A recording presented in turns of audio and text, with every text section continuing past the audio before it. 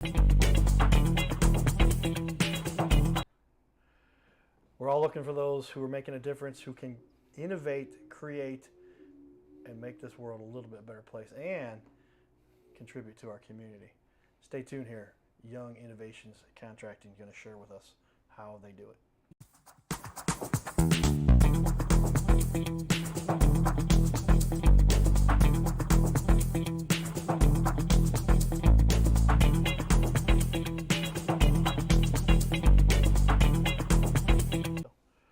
Welcome back, everybody, to your little castle show. We get to talk to leaders who make a difference, and an expert here, innovation. I like the fact that they've got that included in their name here. Brad talking to us about his company. It's going to pop up on the screen here, or I can force it, but we'll give a little time here to process. But Young Innovations Contracting LLC, so making your dreams affordable. How important is that for you to make the dreams affordable? How often do people come to you and they're like, oh, but we can't do it, but you find a way to make it happen. Well, if you can't afford it, then it kind of defeats the dream, don't it? Right. Yeah, if you've got a dream and you can't afford it, then you got to figure out a way. Right. But with your creativity, that's what we talked about. Check out that first half hour, everybody, and Brad gave us some great insight where so often he's run into issues where companies said we can't do that, and they brought it to you and you figured out a way to make it happen. Figured out how to make it happen and bring it back down to the budget they can afford. Yeah, and I guess that's where you're blessed with a special type of a brain. My mom used to tell me, like I said, there's a lot of things you can't do. Blessing for everybody else, but a curse for me. Carter will fix that. Brad will fix it. Brad will take care of that. I know the feeling. But with great power comes great responsibility. Right? This is true. This is true. You've been able to innovate and do this now for 16 years with your own business, 30 plus years yourself with the industry experience you have, and just making a lot of impact on our planet right here. So we're going to share a lot of the work you've got. We've got a lot of great work on your Facebook page for everybody to take a look at. We'll get to that here in just a minute. But tell me a little bit more. When people make a decision for this kind of work to be done, do they try to cut corners too often? You say a lot of times they just don't do the research to figure out who they should work with? You need to do the research on the company that you're going to have help you with the project. Spend time with them talking about the project in the environment where you're going to do the project. Don't make snap decisions over the phone. They will always come back to bite you in the end. Actually, take the time to go over multiple times aspects of what you want to see done in your project. So that one, what you're getting, what you want, and two, they understand what you want. Yeah, it's like back to that communication. We talk about communication is so key, but gosh, I can't imagine somebody's making a big decision about a construction project and they're doing that over the phone. That would be hard to do. Right. At least send the email back and forth with some pictures and some diagrams and meet face-to-face to look at the project. The face-to-face, in my opinion, is always the best way. Get out there, look at it, see what's going on, see what needs to be done, and try to foresee any of the issues that might take place within what you're trying to get done. Yeah, I can imagine there's not a project you likely have ever had where it started off the way it finished exactly the way you started it with the plan. There's always some moderation, some modification. I think there was one or two dog houses we built that did. The dog house is going to look like this, but a bunch of the dog houses still needed to have those changes. You'll do everything from a dog house all the way up to a full house construction. Yep. This $400,000 house you're building out in the Union. Yep. Spec home. Very cool. Well, tell me, residential, commercial. Most you're 90%. You said residential. 10% commercial. Is that commercial coming from people who've referred you from residential usually? Yes, yeah. So we actually helped out with the Morgan Street Brewery project down there, and that actually comes from doing residential work for the guy that actually has the bigger hand in the Morgan Street Brewery project down there. So yeah, Morgan Street is famous downtown St. Louis. Famous landmark, yeah. Yeah, on the streets down there in downtown. Leclee's Landing, I guess they call it. But yep. Back when we were kids, we used to go down there. But Morgan Street's a staple. And now they've got some Airbnbs and some big deck that you built from down there. Yeah. All of that work together, and they saw the value and keep giving you more work. Yep. Okay. That's a good problem to have. So referral work is the best to get, everybody. But you got to put the work in to earn that reputation to start off with. What do you like most about the St. Louis market? You've been here. You said you go all the way down to Cape, over to Troy, Missouri. But what do you love about this region? For this region, it's actually so diverse. I mean, you can have everything from modern architecture, taking shape or whatever, to you got towards the country where you're doing older farmhouses. I've done a lot of historic recreations here lately, especially with a lot of the Morgan Street Brewery stuff, to some 1800s farmhouses out in Herman. Oh, wow. There's just such a... And they were built in the 1800s? Yeah. Yeah, we have a house in Fayette, Missouri. It was about 1880 or so. But, I mean, that's unbelievable architecture. Plaster walls and lath and yeah, lath and plaster, you know. Get rid of that. Update that part with drywall, but they still want the same plaster look, so you throw a little sand in the paint. Gives it that plaster texture, so it looks original to the house, but you got the modern convenience of the drywall. Okay. Yeah, there's some people that plasters is a lot to work with, but you can kind of make something that replicates that, and it brings back that old architectural finish to what you've got there too. But St. Louis, you're saying it does have quite a bit of a diverse architectural design, from projects that 1800s all the way up to where our modern stuff and building with modern technologies and drywall studs and aluminum studs and all the other pieces that put together. Glass rooms and hand-free faucets. Hand-free faucets. You wave your hand in front of them. They turn on and off. That's right. You've seen most of those in the upscale bathrooms around, but I guess people might have those in their homes now too. And the toilet that'll automatically flush. I mean, you get all They got a whole line of those coming out for residential stuff. There you go, everybody. Kind of on the cutting edge for the technology. We'll talk a little bit more about technology here in just a minute.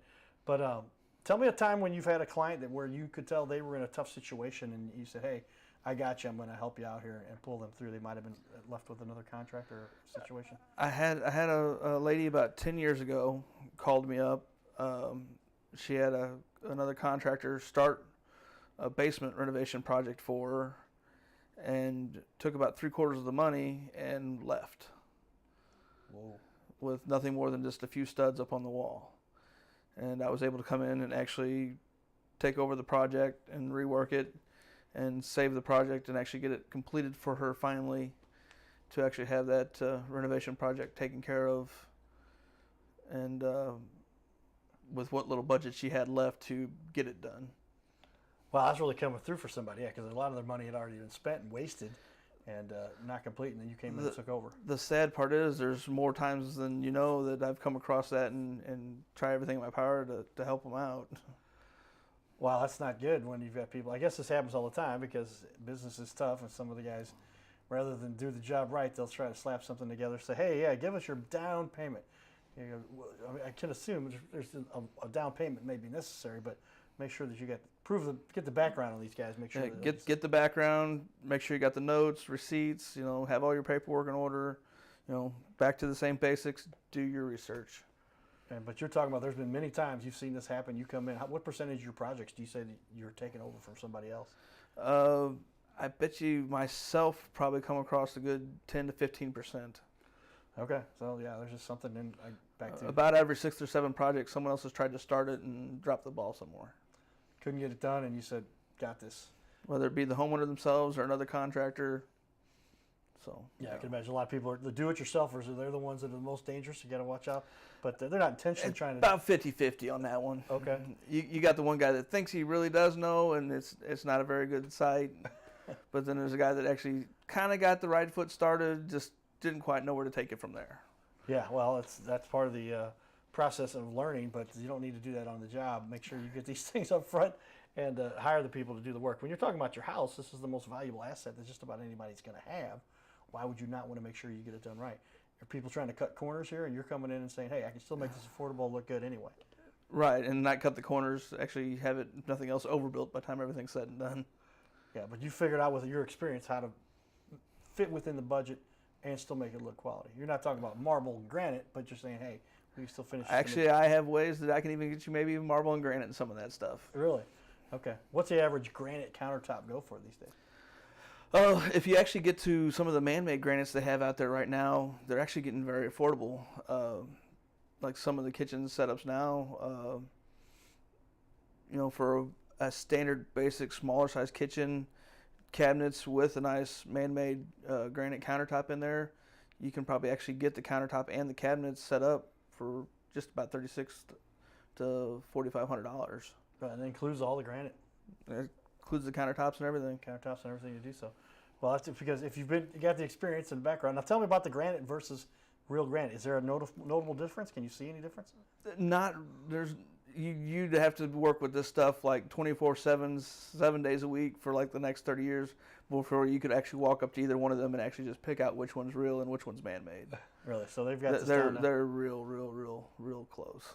Okay. Yeah, because granite countertops and marble. Do they have a marble also that is comparable? Or? They have one that's man-made that does have a kind of a marble look to it as well. Okay.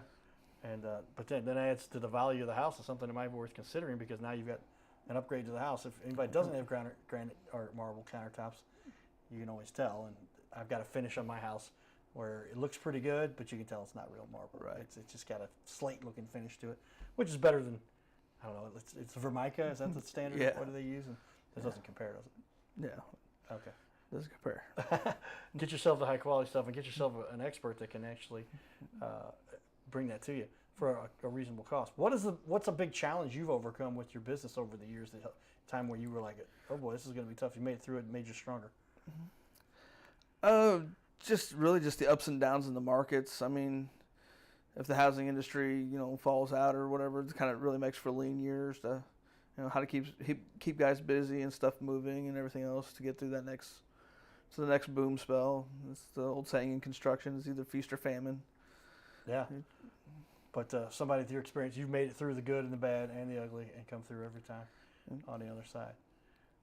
Fair to say, with your years of experience, you know how to make it weather. We're still here. They're still here. That should be proof enough. Pulling it through to expound upon that. Well, again, I'm going to show up on the wall here for everybody. We've got quite a bit of work. I know we got to right about here. I'm going to put these up on the wall so you can see these here. I'm going to have everybody take a look here. But if you can see, look at your screen, everybody. Look at now that one. When I first saw this cabinet, that's a complete remodel. That's of a kitchen. That's got the countertops, the cabinets. I mean, it looks like everything. The floor. Did you do everything in here? Tell me about this. Yeah, this particular. It's job. all new floor, all new cabinets, man-made granite countertops. And those are man-made. Yeah. Okay. And even the tile backsplash around all the stove and everything else. That was all. How long does a project like that take to put together? That one there took about 2.5 weeks. 2.5 weeks to go from, and before tear out and put it all back together. Didn't look again. anything like it. And now you've got this beautiful finished project that looks great. That's pretty cool to see this kind of work that you can put together. Deck has included that roof that you put on top of it too. And that's wow. That roof there, and actually the shed off to the left, we built that. And on the other side of that property, there's a new 2-car garage on the uphill side. They got quite the upgrade here. This is that roof and deck overlooks a lake. Wow. What was the project cost for this project? Honestly, I don't remember. It's been a few years back on that one. But that's a $75,000, $100,000 project, maybe more. Actually, at that time, I don't think it was that much. Okay, but yeah, I was just looking at all that's built in that. But you literally have everything from top to bottom. You can do it, and it's kind of good. Even the shed. And the shed, you match the house side with the shed and everything else, and it's got a 2-car garage on the front side of that matches the shed and the house as well. Match it all, everybody. You get the right materials put in place so that you can have that done accordingly. Solar here quickly. You're helping people get solar. Why is solar taking off? And you're helping people to get that. So we teamed up with another electrical contractor, a friend of mine, Westmoreland, and he would run all the electrical for the solar stuff, and we'd do all the mechanical installation for installing the panels and the rigs on the roof to put all the solar stuff together. Yeah, solar has kind of become the rave, and you can cut costs quite a bit by having your solar cut your electrical bill pretty dramatically. Well, we've got a lot more to share with everybody here with regard to the work that Brad Young and his team put together. We'll finish up with one more here. Tell me about this. Is that a cedar finished deck? This is maybe one of the smaller projects, but this turned out one of the smallest little projects. That was just a tear down and completely rebuild. Quick, easy little project. It got a little handrail there on the complete finish of it and everything else. That was kind of mid-stage of that project. Like I said, smaller ones, don't deter us from, if you need a little patchwork in the house or something, or you actually need a whole house, we can help you out either way. From the garbage disposal installation all the way up to an entire house, Brad Young, YoungInnovationsContracting.com. Check them out. We'll be back here. We're going to share with you a little fun we had in the community. Little Patriots Embraced. Josh Grayson came in town. Check it out. He's a credible surprise for you. We love the stuff you do in the community, but it's getting to work with the great organizations like we have here. So give it up for Little Patriots Embrace, everybody. Woo! And while you're at it, give a shout out to yourselves for showing up tonight to support such an awesome organization. You guys are great. What a nice turnout tonight. And I'm going to turn off that music.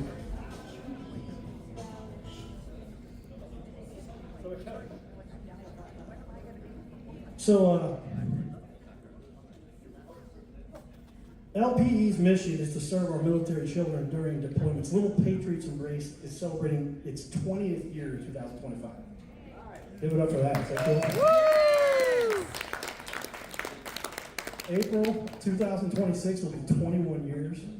The charity has served over 100,000 military children across the country and has a huge impact on our military families. Isn't that pretty cool? I mean, you think about it, we got troopers going out there, men and women going out there to protect our country, but what do they do with the children?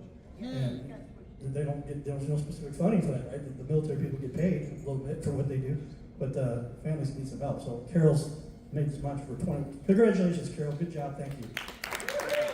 His name is Carter Rethwich, but in St. Louis, he's known as the Cardinal Cowboy. He's a well-known fixture in the stands at sporting events in the Gateway City. He's one of its greatest cheerleaders, a super fan like no other. When he makes his rounds at almost every home game, he shares his love for sports with the rest of fandom with a smile, a cheer, some positive encouragement, and lots and lots of selfies and pics. But the Cardinal Cowboy was born of a tragic incident. Rethwich was an aspiring athlete in high school and college. He dreamed of playing in the big leagues, but those dreams ended when he and 3 of his college friends were hit with a devastating crash by a 5-time drunk driver. One of his best friends died. Carter suffered a critical head injury. The trauma put him in a coma for 6 days. The doctors said he was never expected to function again.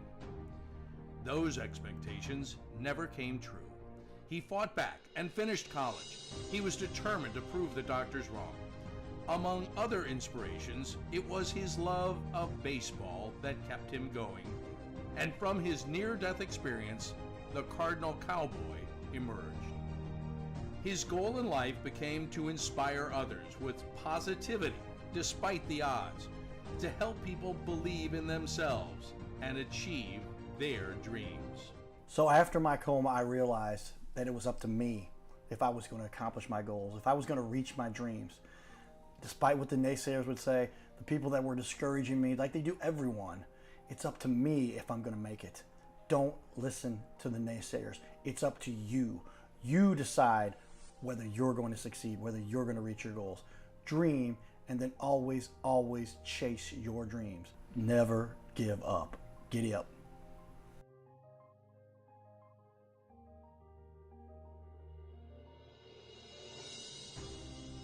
Hey, we're looking for the small business owners and leaders in our community to be on our show. This is the Your Little Castle Show. We air 3 times a week, every week on ABC, and we would like to put somebody you know, or maybe it's you, who's a business owner to be on our show. You'll sit right here in our guest chair, right here, sitting here talking to us. We're going to put on the wall your website and everything about you and highlight you as a leader. Fill out the form you see here on our website. It's bigleagues.com, and if you go to bigleagues.com, fill out this form. It takes just a couple seconds, and you can even schedule yourself right here. Schedule yourself to be on the show, and there is no charge for us to record you. There's no charge to be in the studio. Check it out if you would like to be on. Fill out the form again, bigleagues.com. This is where we can turn any interview into a series of clips. Check that out. Go to bigleagues.com. So there it is, everybody. We talk about the media has changed the way the world functions. Get yourself, pick up this book, Magnetized Media. Yours truly wrote the foreword here. I ended up essentially writing the first chapter. They said, Carter, you wrote 1,800 words. We needed 500, but hey, I had a little bit to share. They said, you essentially wrote the first chapter. But this book, you kind of get some insight as to how it is. The media has changed the way the world is. And if you're not keeping up with it, you're getting passed by A lot of people, word of mouth is one of the most effective things out there, but the word of mouth, they do certain research these days. I looked it up, 60 to 80% of people are going to do some kind of research before they spend any money, especially when you talk about spending $10,000, $20,000, $30,000. So how has the technology in the world changed your business, going back from where you used to have the old-fashioned tape measures and now you got the laser tape measures? And how has technology impacted your business? I ain't gonna lie, I'm still a little on the old school side. I like my pen and paper, my standard analog tape measure. Right, analog. I like it. But media actually is becoming a bigger thing nowadays to, have that presence online and everything else, so you can be found, known. People can research you to make a decision, and everything else. So yeah, we're got to kind of pick up your feet and step up the pace if you're gonna stay on top of it in the media world. Well, yeah, these days, if you don't have a website, a lot of times there's business there that people they're gonna check you out and see what you got out there, and you can make it still to make a good living, but make life a little easier. I know you got one in the works here for yourself that'll help make it. But these days, technology and information is power. Everybody, that's how you keep ahead of the rest. And it used to be you didn't have to do it yellow pages, and you were pretty much good unless you did your television and print and radio and all that stuff. Nowadays, boy, everybody's got a phone. They can post their stuff on their social media, put it out there for everybody to see. But tell me then, what's the process? Somebody decides they want to hire you. Pretty simple. As easy as making a phone call? It's easy as making a phone call. Give me a shout. Tell me a little bit about your project, and we'll set up a time to meet. I'll come out. We'll go over the whole thing. See what you're wanting done, how you want it done, timeline you're wanting it done in, and we'll put our heads together and make your dreams come true. Make your dreams come true and make those dreams affordable. I like your tagline there. So what's your tagline? Let's put that up there on the title for everybody. But as a matter of getting these projects done, is there a lot of times you can just look at a job pretty quickly and you give them an estimate on site? Or very often you have to say, let me go back and crunch some numbers, look at the materials? I myself don't like to make hasty decisions. I like to go back, crunch numbers, see if I can find any more savings for my clients and my customers. Might catch some kind of a sale or whatever that we move on. Changing one little aspect of the project will save them $400 or $500 by just one slip little design change, because a product on sale or a price change in the market. Yeah, there's all those fluctuations, and there's the impacts that affect things with regard to where the rare earth materials coming from, and how do they build it, and where do they get all the materials from. But and then the relationships, and have the tariffs made an Tariff impact? Tuesday, yeah. Tariff Tuesday, and the impact on the price. But somebody like you've got the connections with the resources to make sure people do get the best value. Correct. You'll help them get that. How long does it take you to build those relationships? Years. It takes years to put those kind of relationships together. And two, I'm also I'm not. A lot of the other contractors will actually have a markup on their materials to their clients. I never do put any markup on my materials, so what I can buy it for is exactly what I pass on to them. So, like I said, you can save quite a bit of money just by doing a little research before you quote the number on your materials. Yeah, somebody who is willing to just pass on the savings that you've got, and then the people are going to pay you for the work that you're doing. It's your labor and time and expertise. Like my dad said, told me a long time ago, it's the expertise that you bring to the table that was saying, well, you can snap your fingers and get something done quickly, where they could have never got that done on their own. That's what you're bringing to the table with 30 plus years and 16 years in business. It's the old shipbuilding story. You got to pay the guy that knows where to swing the hammer. That's right. If you don't know where to swing the hammer, you're never going to hit the right spot, and you're going to spend a lot of time tearing something down, putting it back up before they're going to get it figured out. Tell me, what's the biggest question that people have, though, when you're starting a project and they say, or before they've made the decision, what would cause them to say, oh, well, I got this question first? What's the biggest objection that you get from people? It really depends upon the project. That's why I don't have a problem with holding a conversation with anybody about their project, because sometimes their budget and expectations just won't align. So I'd rather, talk to somebody, make sure that their expectations and their budget can come together to actually, make it happen for them. A lot of people have the misconception of a bathroom's going to cost $2,000. Well, a lot of times the tub and shower set alone will be that much. So just trying to make sure, help them understand where prices are on a lot of stuff nowadays to what they're wanting done, to make sure that we can get something to come together for them. Yeah, well, it's having the resources to make all this come together that you bring to the table. It's so many people, they can. How many people become YouTube certified? They're gonna do the research on their own, and they're gonna watch some YouTube videos, and within a few hours, they're gonna be just dangerous enough to cause some problems. My 6-year-old son's favorite, his Google degree. Google degree. The Google degree. The Google degree. The Google degree. You've done enough research. You've become an expert. Now you can do it better than anybody. Not even close to being possible. But some people, they fathom that in their own mind. Right. But you can go to the big stores and buy some materials and then come back and then probably going to have to tear out and put it back together unless you've got some real experience. Yeah, and if you don't have the experience, you might be doing it a couple of different times on the same project. Yeah, that's where the cost really goes up, because once you've had to buy the materials, tear it out, put it back in, and try it again, by the time they had somebody, a professional like yourself, they could have done this a lot easier. Not all materials are reusable. Yeah, I was going to say, many times once you've made that cut, that piece is Done. You're not going to be able to piece it back together. There's no filtering boards and vermica and marble. You cut a piece of marble, and now you've just made a pretty big decision, right? Industrial glue. Industrial glue. Well, tell me, what gives you the most satisfaction about what you get to do here? You're really making an impact on people's lives with their house. What do you like about this? That end of the project, when it's that wow moment and your client actually steps back to see everything completed, and it just, like I said, the goal is to exceed their expectations. And when you see their face light up that oh my God, I love this, it couldn't have happened any better, that's the most satisfying part.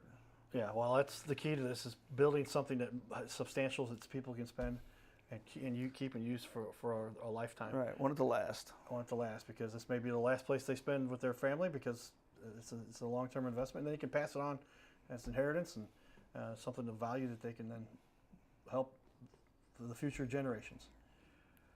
And you know what? If their kids can call me, and I can change it after they want to change it when they inherit it. Do some modifications there.